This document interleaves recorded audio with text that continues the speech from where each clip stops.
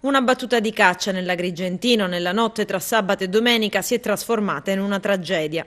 Un operaio forestale di 51 anni, Paolo Stagno, è morto all'istante, colpito da uno sparo di fucile. Lascia la moglie e 3 figli. L'uomo originario di Montallegro era andato a caccia nel weekend insieme ad alcuni amici che condividevano la sua passione in Contradamuti a Burgio, quando per cause ancora in corso di accertamento da parte dei carabinieri della compagnia di Sciacca, che hanno avviato le indagini coordinate dalla Procura della Repubblica, sarebbe stato involontariamente raggiunto da uno sparo partito per errore. Dei primi accertamenti sembra a tutti gli effetti un incidente di caccia, un solo colpo di fucile con una cartuccia a pallettoni particolarmente potente, adatta per la selvaggina di grossa mole come i cinghiali.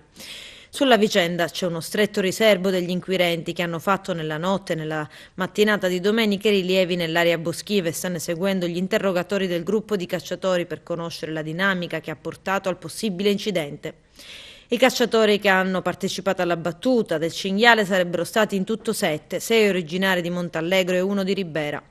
Paolo Stagno era conosciuto da tutti in paese come un gran lavoratore con la passione per la caccia e per la pesca, padre di 3 figli, 2 femmine e un maschio.